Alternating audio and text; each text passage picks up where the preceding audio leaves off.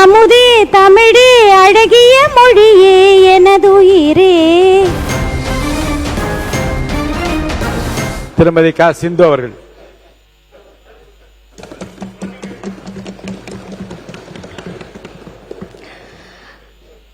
அறிவில் சிறந்தவர்களுக்கும் அனுபவ மிக்கவர்களுக்கும் அமைச்சர் பெருமக்களுக்கும் சட்டமன்ற உறுப்பினர்களுக்கும் எனது அன்பான வணக்கம். இந்த மாபெரும் சட்டமன்றத்தில் எனக்கு பேச வாய்ப்பளித்த தி மோஸ்ட் பிளசன்ட் பர்சனாகவும் நடுநிலையாகவும் இருக்கக்கூடிய மாண்புமிகு பேரவை தலைவர் அவர்களே, வேறு எந்த தலைவருக்கும் இல்லாத பெருமை எங்கள் தலைவருக்கும் இருக்கும் பண்ணு. அவர் நடந்து வந்தா கிளாஸா இருக்கு, அவர் பேசுறது எல்லாமே மாசா இருக்கு, ரொம்ப கம்மியா பேசுவார், அனைத்தையும் செயலில் தான் காட்டுவார், நிறைகுடம் எப்பொழுதும் தழுவாது. பேரவை தலைவர் அவர்களே, empty vessel makes much noise.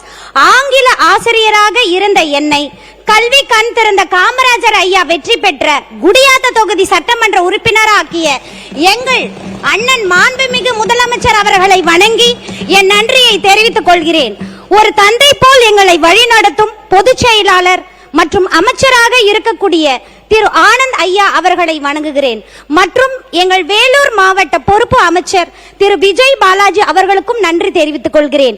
எனக்கு வாக்களித்த பேரன்பு கொண்ட குடியாத்த சட்டமன்ற தொகுதிக்கு உட்பட்ட மக்களுக்கு என் நன்றியை தெரிவித்துக் கொள்கிறேன். இந்த நேரத்தில் மானமும் அறிவும் மனிதருக்கு அழகு.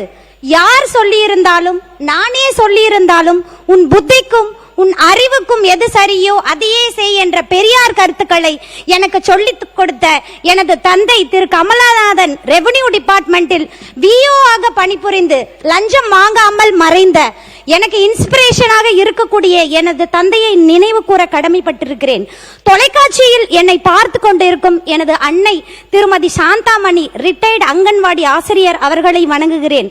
ஒவ்வொரு ஆணின் வெற்றிக்கு பின்னால் ஒரு பெண் இருப்பாள் என்று கூறுவார்.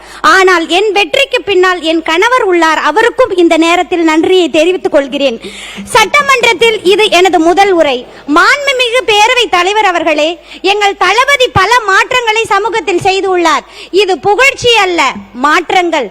சீரியலில் மூழ்கி கிடந்த குடும்பங்களை சிந்திக்க வைக்க சட்டசபை பார்க்க வைத்த தலைமகனே, கொஞ்சம் மழலையின் முகத்தில் புன்னகையாக பரிணமித்த செல்வனே, வேட்டி துண்டு அரசியலை வெள்ளை காக்கி உடையாக்கி மாற்றிய புதிய தலைவனே, அண்ணல் உடையின் அரசியலை அவையில் அணிந்து காட்டியவனே, பெண்களை கொள்கையில் முன்னிறுத்தி ஆணும் பெண்ணும் சமம் என பெரியார் கனவு நாயகனே, புரட்சி தலைவரின் புகழ் போலே புதிதாய் தோன்றிய புதல்வனே, துருவ அரசியலில் துளையிட்டு தூய்மை அரசியல் படைத்தவனே. சிலர் பதவிக்காக வாழ்கிறார்கள், சிலர் பெயருக்காக வாழ்கிறார்கள், ஆனால் சிறல்தான் வரலாறாக ஆகிறார். அப்படிப்பட்ட தளபதி எங்களோட தளபதி. இப்படிப்பட்ட தலைவரின் ஆட்சியில் என்னை கவர்ந்த திட்டங்கள், நம்மாழ்வார் பெயரில் விருது வழங்கும் திட்டம். இது இயற்கை விவசாயத்தை ஊக்கப்படுத்துவதற்காக மூத்த குடிமக்களுக்கு நடமாடும் முதியோர் சிகிச்சை மையங்கள். ஏன்னா மருந்து வாங்குவது ரொம்ப கஷ்டம் மூத்த குடிமக்களுக்கு. தமிழ்நாடு கிராமிய விளையாட்டு போட்டிகள், இது நம் பாரம்பரிய விளையாட்டை காப்பாற்றுவதற்காக. மற்றும் பெண்களுக்கான பல திட்டங்கள். இதை எல்லாத்தையும் தாண்டி எனக்கு ரொம்ப பிடிச்சது ஊழல் ஒழிப்பு மற்றும் வெளிப்படைத்தன்மை. Education is the manifestation of perfection which is already exist in man, which is said by Swami Vivekananda. Education is the birthright of every person, which is said by Dr. B.R. Ambedkar. ஒரு நாட்டின் வளர்ச்சிக்கு முக்கியமான காரணம் education. இந்த எஜுகேஷனை பத்தி தலைவர்கள் எப்படியெல்லாம் பேசியிருக்காங்க. ஆனா எஜுகேஷன் சொல்லி கொடுக்கிற ஆசிரியர் நிலை. மாண்புமிகு பேரவை தலைவர் அவர்களே, பல ஆண்டுகளாக டெட் எக்ஸாம் எழுதிட்டு லட்சக்கணக்கான ஆசிரியர்கள் காத்து கொண்டு இருக்கிறார்கள் போஸ்டிங்காக. அது மட்டும் இல்லாமல் நியமன தேர்வு வேற இதுல பாஸ் பண்ணி இருக்காங்க, அவங்களுக்கும் போஸ்டிங் கொடுக்கப்படவில்லை. நானும் டெட் பேப்பர் 1, 2 நியமன தேர்வு 1 and 2 டிஆர்பி இது எல்லாத்துலயும் நானும் பாஸ் பண்ணியிருக்கேன், எங்களுக்கும் ஆனா போஸ்டிங் வரல. I'm standing here on behalf of all the teachers of Tamil Nadu. நியமன தேர்வு இல்லாமல் தகுதி தேர்வின் அடிப்படையிலும் சீனியாரிட்டி அடிப்படையிலும் ஆசிரியர்களுக்கு பணி நியமனம் வழங்குமாறு கேட்டுக்கொள்கிறேன். காரணம், கிட்டத்தட்ட இந்த ஆசிரியர்கள் பாதி வாழ்க்கை வந்து வேலையை எதிர்பார்த்தே போயிடுச்சு. அதே போல ஸ்பெஷல் டீச்சர்ஸின் நிலைமையும் 10 ஆண்டுகளுக்கு மேலாக பணி நிரந்தரம் செய்ய காத்து கொண்டிருக்கிறார்கள். அவர்களுக்கும் பர்மனன்ட் செய்யும்படி மிகவும் தாழ்மையுடன் கேட்டுக்கொள்கிறேன். தமிழ்நாட்டில் இருக்கக்கூடிய மாணவர்கள் மிகவும் திறமைசாலிகள். ஆனால் இன்றைய ஸ்டூடெண்ட்ஸின் நிலைமை நிறைய டைவர்ஷன் ஆகுறாங்க. அதனால நிறைய கட்டப்பழக்கத்திற்கும் அடிமையாகிறார்கள். பேரவை தலைவர் அவர்களே, மாணவர்களோட இந்த மாரல் வேல்யூஸை இன்கல்கேட் பண்றதுக்காக மாரல் ஸ்டடீஸ் சப்ஜெக்டை இன்ட்ரோடியூஸ் பண்ணணும் மிகவும் தாழ்மையுடன் கேட்டுக்கொள்கிறேன். அதே போல் மாணவர்களில் பலவித மாணவர்கள் இருக்கிறார்கள். நல்லா படிக்கிற மாணவர்களுக்கு சொல்லிக் கொடுக்கிறது பெரிய விஷயமே கிடையாது. ஸ்லோ லேர்னர்ஸ்க்கு ரொம்ப இம்பார்ட்டன்ஸ் கொடுக்கணும். அவங்களுக்கு சிலபஸ்லயும் வந்துட்டு தனி பாடத்திட்டமும் பாடமும் வழங்க வேண்டும் என்று மிகவும் பணிவுடன் கேட்டுக்கொள்கிறேன். அதே போல் ஸ்கூல்ஸ்ல வந்து பாத்தீங்கன்னா ஸ்வீப்பர்ஸே இல்ல, குழந்தைகள் தான் பெருக்கிறாங்க. அதனால இந்த ஸ்வீப்பர்ஸ் போஸ்டிங்க வந்து போடணும்னு மிகவும் பணிவன்புடன் கேட்டுக்கொள்கிறேன். எல்லா ஸ்கூல்லயுமோ காம்பவுண்ட் சுவர் எழுப்பும்படியும் RO வாட்டர் வசதி செய்து கொடுக்கும்படி மிகவும் பணிவுடன் கேட்டுக்கொள்கிறேன். தொகுதி சார்ந்த என்னுடைய கோரிக்கைகள் பேரவை தலைவர் அவர்களே, அடிப்படை வசதியான குடிநீர் வசதி பேர்ணாம்பட்டுக்கும் குடியாத்தத்துக்கும் கட்டாயமாக வழங்க வேண்டும். இந்த டிரைனேஜ் ப்ராப்ளம் வந்து குடியாத்தத்திலும் பேர்ணாம்பட்டிலும் நிறையவே இருக்கு. இந்த ரிச்சஸ்ட் மேனுக்கு என்ன கிடைக்குதோ அது புவரஸ்ட் மேனுக்கும் கிடைக்கணும்.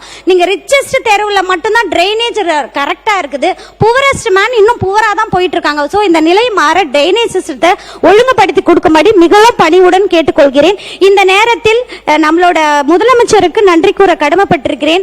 50 வருடங்களாக கொத்தமாரி குப்பத்துக்கு வந்து பஸ் வந்து இல்லாம இருந்தது. அதை ஏற்படுத்தி கொடுத்த முதலமைச்சர் அவர்களுக்கும் டிரான்ஸ்போர்ட் மினிஸ்டர் அவர்களுக்கும் எனது நன்றியை தெரிவித்துக் கொள்கிறேன். எங்களுக்கு ஊருக்கு வந்தீங்கன்னா ஃபுல்லாவே குப்பையா தான் இருக்கு. இந்த குடியாத்தத்திலையும் பேர்ணாம்பட்டிலையும் STP இருக்கு. பட் நகராட்சிக்கு வந்து குப்பை கொட்டுறதுக்கான இடங்கள் வசதி இல்லவே இல்லை. இது அந்த குப்பை கொட்டுற இடத்துல வந்து MGR நகர்ல கொட்டுறதுனால அந்த மக்களுக்கெல்லாம் வந்துட்டு டிசீசஸ் வருது. அதை தடுக்கிறதுக்காக ஒரு குப்பை கொட்டும் இடத்தை வந்து கொடுக்குமாறு மிகவும் பணிவுடன் கேட்டுக்கொள்கிறேன்.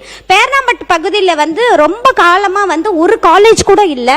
அதனால ஒரு காலேஜ் கட்டி கொடுக்கும்படி மிகவும் பணிவுடன் கேட்டுக்கொள்கிறேன்.